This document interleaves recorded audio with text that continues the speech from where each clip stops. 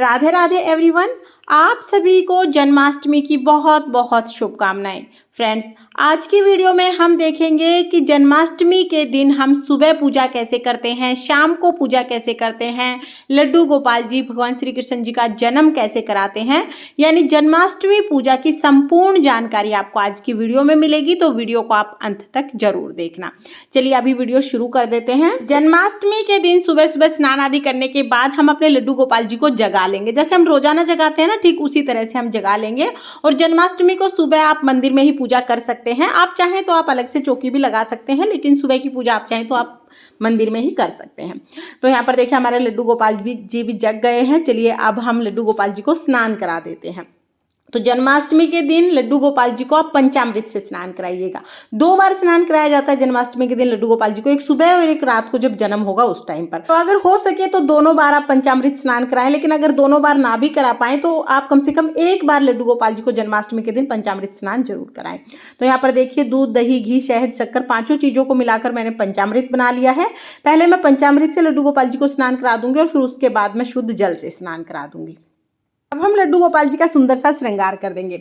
जन्माष्टमी के दिन हो सके तो लड्डू गोपाल जी की 2 पोशाक आप लेके आए, एक दिन में पहनाने के लिए और एक रात को पहनाने के लिए। लेकिन 2 अगर नई पोशाक आप नहीं भी ला पाते हैं तो रात को जन्म के बाद नई पोशाक पहना देना। दिन में आप कोई भी पुरानी पोशाक अच्छे से धो के शुद्ध करके पहना सकते हैं। उसके बाद हम लड्डू गोपाल जी का सुंदर सा श्रृंगार कर लेंगे। तो जैसा श्रृंगार आपके लड्डू गोपाल जी को पसंद है वो आप कर दीजिए। चंदन हमें जरूर लगाना है। फिर जैसे रोजाना श्रृंगार के बाद आप लड्डू गोपाल जी को आईना दिखाते हैं, उसी तरह से हम आईना दिखा देंगे और फिर उनको उनके स्थान पर विराजमान कर देंगे। तो सुबह की पूजा मैं मंदिर में ही कर लूंगी। और देखिए ये है लड्डू गोपाल जी का आज का श्रृंगार। आपको कैसा लगा जरूर बताना। पूजा हम बिल्कुल उसी तरह से करेंगे जैसे हम रोजाना करते थे। धूप दीप हम जला लेंगे, चंदन का हम तिलक लगाएंगे और मंदिर में सभी देवी देवता हैं उनको भी चंदन रोली का हम तिलक लगा देंगे। साथ में अक्षत समर्पित कर देंगे, फूल हम समर्पित कर देंगे। अगर आपके पास फूल है तो फूल समर्पित कर दीजिए। उसके बाद माखन मिश्री का भोग हमें जन्माष्टमी के दिन जरूर लगाना है। तो माखन की व्यवस्था आप पहले से ही कर लीजिए। सुबह भी माखन का भोग लगेगा। साथ में जो भी मीठा अवेलेबल है, जो मिठाई वगैरह आपने बनाई है उसका भी आप भोग लगा सकते हैं। जल समर्पित कर देंगे और सुबह जब आप पूजा करेंगे तो मन में संकल्प करें कि हे भगवान श्री कृष्ण, मैं आपके निमित्त आज व्रत कर रही हूँ, मेरा व्रत पूर्ण करने में मेरी सहायता करें और मेरा जो मनोकामना है उसको पूर्ण करें। तो इस तरह से व्रत का संकल्प आप कर लीजिएगा सुबह ही। उसके बाद जो जल का लोटा है वो हम तुलसी जी को अर्घ दे देंगे। तो सुबह की पूजा हमें बिल्कुल वैसे ही करनी है जैसे रोजाना हम पूजा करते हैं। उसके बाद दोपहर में सुंदर से आप चौकी सजा लीजिए, वहां पर लड्डू गोपाल जी को विराजमान कर दीजिए। देखिए जन्माष्टमी है, थोड़ी बहुत डेकोरेशन तो बनती है। तो अगर आप डेकोरेशन करते हैं तो आप डेकोरेशन कर लीजिए, नहीं तो आप अपने मंदिर में जहां पर पहले लड्डू गोपाल जी विराजमान थे ना, वहां पर भी पूजा कर सकते हैं। अब शाम को 7 बजे के आसपास हमें लड्डू गोपाल जी को पर्दा लगा देना है। देखिए लगभग सभी मंदिरों में लड्डू गोपाल जी का जन्म ऐसे ही कराया जाता है, पर्दा लगा देते हैं लड्डू गोपाल जी को। या भगवान श्री कृष्ण जी का आपके पास फोटो या मूर्ति है तो उनको भी आप पर्दा लगा दीजिए। और एक खीरा, डंठल वाला खीरा और एक सिक्का आप उनके पास रख दीजिए। शाम को सूर्यास्त होगा ना 7 बजे के आसपास, तब हमें रख के यहाँ से चले जाना है। अब लड्डू गोपाल जी को बिल्कुल नहीं हिलाना है। उसके बाद आप अपने काम कर लीजिए, मंदिरों में दर्शन करिए आइए भगवान जी के।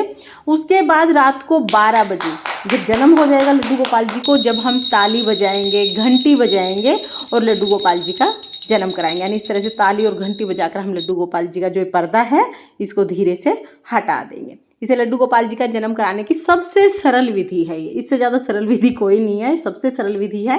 उसके बाद देखिए जैसे ही पर्दा हटा देंगे तो जो खीरा है ना, इसके डंठल को हमें अलग करना है। सिक्के से हमें काटना है, चाकू से नहीं काटना है। क्लॉकवाइज इस तरह घुमाते हुए, उल्टी दिशा में नहीं घुमाना है। जैसे क्लॉक घड़ी की सुई घूमती है ना, उस दिशा में घुमाना है और इसको हम अलग कर देंगे। अब अलग करने के बाद जो डंठल वाला हिस्सा है इसको आप किसी भी पौधे के गमले में दबा दें, मिट्टी में दबा दें।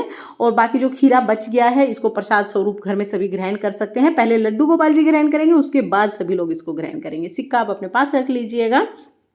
उसके बाद लड्डू गोपाल जी को हम स्नान कराएंगे। तो देखिए रात को भी हमें लड्डू गोपाल जी को स्नान कराना है। तो पंचामृत स्नान आप करा सकते हैं। रात को 5 चीज़ों को अलग अलग लेके स्नान करा सकते हैं। जैसे मैंने 5 चीज़ें अभी अलग ली हैं, सुबह मैंने 5 चीज़ें एक साथ मिला के रख ली थी। आप अगर 5 चीज़ें अलग अलग ना भी लेना चाहें तो इनको मिक्स करके पंचामृत बना के भी आप पहले से ही रख सकते हैं। तो दूध, दही, घी, शहद, शक्कर 5 चीज़ें मैंने ले ली हैं। अब क्योंकि ये जो पंचामृत है ये चरणामृत बन जाएगा। फूल पत्ते अगर ज़्यादा मैं डालूंगी तो फिर प्रसाद लेने में प्रॉब्लम होती है, इसलिए मैंने यहाँ पर स्वास्तिक बना लिया है। स्वास्तिक पर लड्डू गोपाल जी को विराजमान करके फिर हम स्नान करा देंगे। तो पहले दूध से, फिर दही से, फिर शहद से, फिर शक्कर से, 5 चीज़ों से अच्छे से लड्डू गोपाल जी को हम स्नान करा देंगे। देखिए पंचामृत से जब लड्डू गोपाल जी को स्नान कराते हैं ना, तो एक अलग ही चमक आ जाती है लड्डू गोपाल जी में।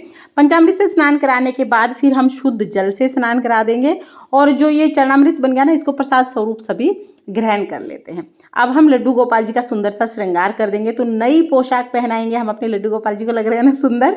अभी नई पोशाक पहना देंगे, उसके बाद सुंदर सा श्रृंगार कर देंगे लड्डू गोपाल जी का। और लड्डू गोपाल जी के मुकुट में मोर पंख आप जरूर लगाना और बांसुरी इस दिन जरूर लेके आना लड्डू गोपाल जी के लिए। तो बांस वाली जो बांसुरी होती है ना, वो जरूर हमें लेके आनी है। अभी ये बांसुरी बहुत बड़ी है, तो अभी तो इसको मैं साइड में रख दूंगी। दूसरी बांसुरी लड्डू गोपाल जी के हाथ में दे दूंगी, इत्र मैं लगा दूंगी। और आप देखिए, अगर आप चौकी पर पूजा कर रहे हैं तो फिर गणेश जी को जरूर विराजमान कर लीजिएगा। सुबह हमने पूजा मंदिर में की थी, तो मंदिर में तो गणेश जी होते ही हैं, तो यहाँ पर गणेश जी को मैंने विराजमान कर लिया है। उसके बाद लड्डू गोपाल जी को तो हमने स्नान करा दिया था। अब गणेश जी को जल के छींटे लगाकर भाव रूप में हम स्नान करा देंगे। फिर घी का दिया हम जलाएंगे। देसी घी का दिया जला सकते हैं या तिल के तेल का दिया भी आप जला सकते हैं। अब हम वस्त्र समर्पित करेंगे। तो अगर आपके पास जनेऊ है तो जनेऊ समर्पित करें, जनेऊ नहीं है तो कलावे से इस तरह से जनेऊ बनाकर भी आप वस्त्र स्वरूप गणेश जी को समर्पित कर सकते हैं। लड्डू गोपाल जी को पहले ही हमने बहुत सुंदर सी पोशाक पहना दी है।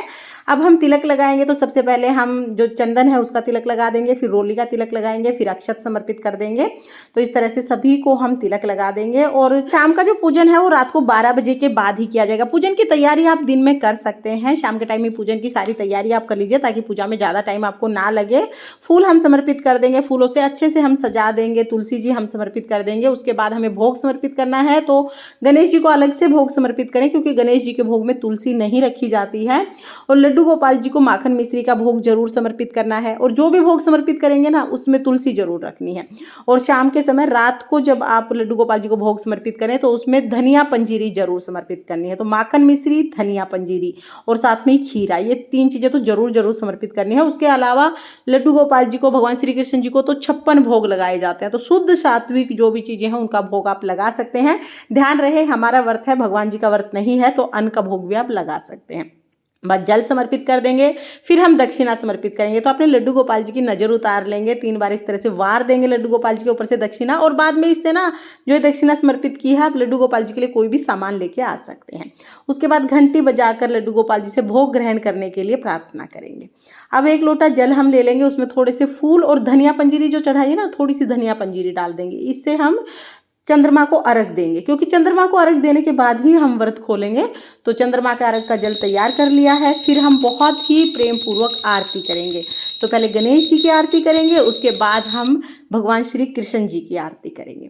बहुत ही प्रेम पूर्वक आरती करेंगे। ओम नमो भगवते वासुदेवाय नमः का जाप करेंगे, राधे राधे का जाप करेंगे। और इस तरह से हमारी जन्माष्टमी की पूजा पूर्ण हो जाएगी। पूजा के बाद जो जल का लोटा हमने लिया है, ये हम चंद्रमा को अर्घ दे देंगे। और फिर हम लड्डू गोपाल जी को झूला झुलाएंगे। तो देखिए, कुछ लोग तो पहले ही झूला झुला देते हैं, यानी नहला के पहले झूला झुला देते हैं, उसके बाद पूजा करते हैं। मैं पहले सारी पूजा कर लेती हूँ, भोग वोग समर्पित कर देती हूँ, उसके बाद झूला झुलाती हूँ। तो आपको एक बार झूला जरूर झुलाना है, चाहे आप पहले झुला दें चाहे बाद में झुला दें। और झूले पर ही बैठे नहीं रहने देना है। लड्डू गोपाल जी को झूला झुला के रात को जब आप सोने जाएंगे उससे पहले लड्डू गोपाल जी को सुला देना है। तो यहाँ पर देखिए, और जब आप व्रत खोलेंगे ना, तो धनिया पंजीरी पहले आपको खानी है, उसके बाद आपको कोई भी फलाहार करना है। और जन्माष्टमी को रात को भी फलाहार ही किया जाता है। तो इस तरह से जन्माष्टमी की पूजा हम करते हैं। फ्रेंड्स, जन्माष्टमी पूजा की ये बहुत ही सरल विधि है जो मैंने आपके साथ शेयर की है। और अगर आप लड्डू गोपाल जी की सेवा नहीं कर रहे हैं, अगर आपके पास लड्डू गोपाल जी नहीं है, तो आप जन्माष्टमी का पूजन कैसे करेंगे, भगवान श्री कृष्ण जी का जन्म कैसे कराएंगे, इसका भी वीडियो चैनल पर आ चुका है। लिंक मैं आपको डिस्क्रिप्शन में दे दूंगी, एंड स्क्रीन पर भी आपको लिंक मिल जाएगा, आप वहां से देख लेना। और अगर ये वीडियो आपको पसंद आई हो, वीडियो अगर आपके लिए थोड़ी बहुत भी यूजफुल हो, तो प्लीज़ वीडियो को लाइक कर देना।